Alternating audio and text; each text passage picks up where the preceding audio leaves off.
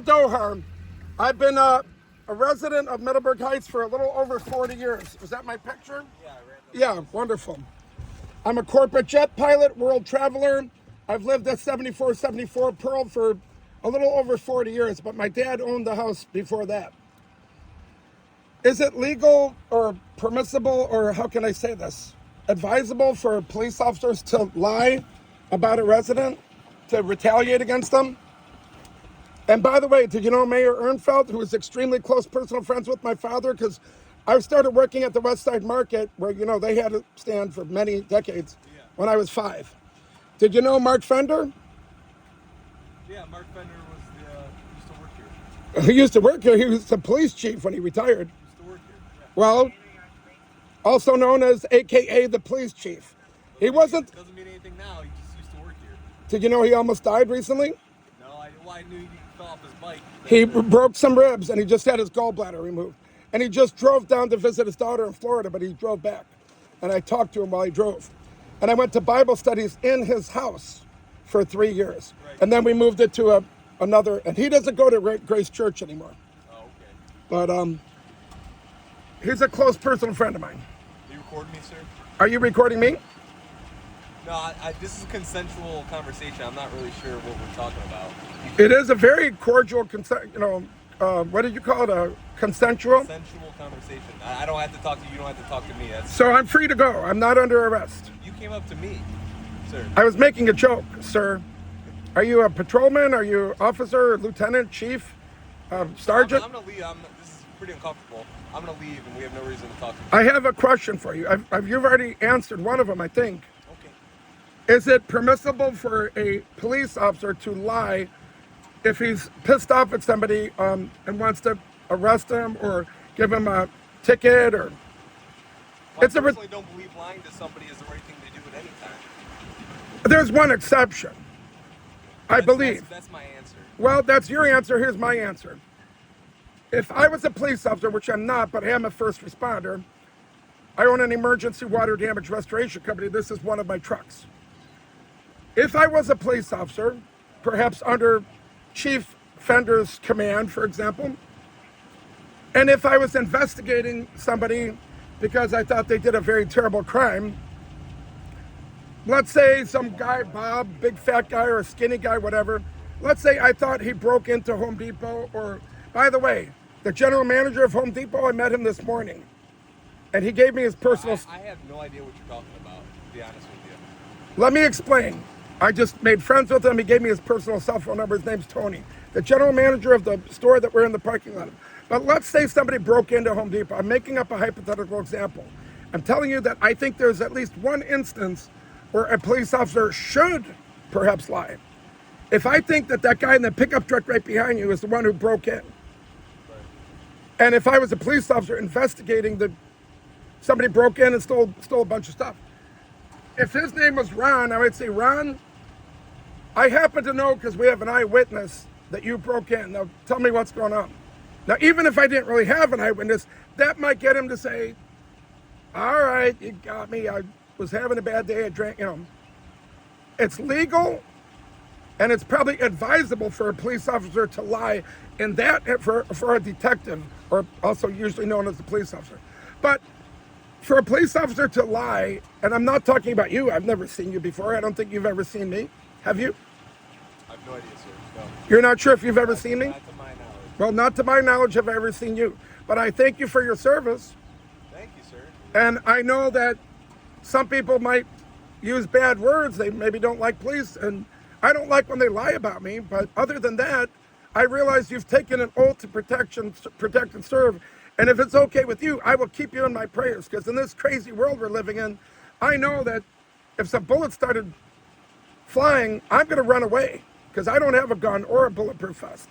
But I know that you might be in harm's way, and I certainly hope it doesn't ever come to that. But I now understand at age 61 why we say, thank you for your service. When I was much younger, I might have said, what about the girl working at Burger King? She works hard too. How can we... She's not as likely... I mean, she could get shot and killed too, unfortunately, in this crazy world we're living in. But you're more likely, on the front line, military, thank you for your service. I was not even referring to Strongsville when I was asking about a police officer lying. Okay. I was referring to a city other than Strongsville, other than Mark Fender when he was police chief, other than your new mayor that I just spoke with less than a week ago. I don't know who your new chief is, but it's not my friend Mark Fender anymore. So thank you for talking to me. It was a rhetorical question. For me to say, should a police officer lie? No. No one should lie. I don't think anyone should lie. That's my stance. Well, I would agree, except in the one instance of a detective that I mentioned. But it's a rhetorical question. It'd be like saying, if I'm walking down the street and there's a nice guy or girl walking next to me, should I punch him in the head and kick him in the balls? No, you better not. Or lieutenant, but I mean your badge number, I can't see your badge. Patrol officer 19 might have to get the handcuff. Actually, forget the word might. If you punch somebody for no reason, obviously you definitely would have to arrest that person. Now, if you were defending yourself, the guy's trying to kill you, then obviously that's different. All right, sir. Thank you okay and everything? You're okay? I'm a little riled up about something that happened. Something's going on a little bit.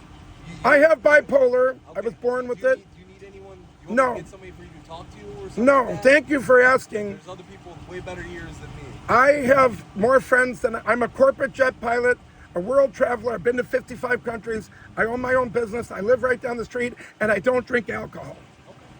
Although Brooklyn, Ohio, not Brooklyn, New York, that I've been to 50, 60, 70 times, has arrested me for drunk and disorderly at Menards on Brook Park Road. And I have to go to court tomorrow. But there's one problem. I haven't drank a drop of alcohol in about approximately 2 years. And I wasn't disorderly, and I could prove it. How can I prove it? I live a recorded life sometimes. I am confident from talking to you, you're a good guy. You're not going to tell any lies about me or anybody else. No, don't lie about anybody. Well, I don't think, as you said, I agree with you. You shouldn't lie about anybody, but I'm sure you know that some people do. Yep. And I would like to think, until recently, that police officers would not be in that select group of some people do, but I could prove it. In the same way, and I'm just making a hypothetical example, I know that you are not going to do this. You couldn't do it, you wouldn't do it, you haven't done it. But hypothetically, I'm just making up a crazy example. If you said that I threatened to kill you right now, and if I didn't have a recording, it would kind of be your word against mine if neither one of us was recording it. And the judge is probably not going to believe me, because you're a sworn, what's that? That's not true. They take all the facts. Well, yeah, but if the only facts are you said I threatened to kill you, and I said, no, I didn't, Your Honor. But again, I'm not suggesting you would ever do such a thing. I feel like I've gotten to know you a little bit in the past, 5 minutes. But this, Well, I do have I'm going to let you go, but my point is simply this. If some other officer other than you said I threatened to kill him, and if I had the video proving that I didn't, then I obviously wouldn't be getting in trouble for threatening to kill the officer, but the officer might be getting in trouble, I suppose, for filling out a false police report. Is that legal? Yeah. It's not legal to fill out a false police report. No. So in that case, in this crazy example I concocted, if I didn't have a video, I probably would be handcuffed in the back of the car. And once they didn't have any evidence, then I suppose I would be released. But if the police officer lied and I could prove it, Right. well then, which one of us is getting in trouble? You don't have to answer that. It's obvious which one. That's my point. Thank you. And thank you for asking if I needed help. And I can trust me. If I felt like, look, I need somebody to talk to right now, I would tell you. And I'm sure you would accommodate that. And as you said, you're not a psychiatrist. There's people, there's counselors, there's a mobile crisis response team, and blah, blah, blah, blah, blah. And if I ever need that, I would tell you. I don't. I'm going to calm down. I got in a little argument. I believe I was right, they were wrong, but what's the old saying? There's two sides to every story, right? Exactly. Have a good day. I hope to see you again. Yep. And if you ever need to fly to Put-in-Bay or anywhere else in the world, I could probably make that happen. Thank you. Yeah.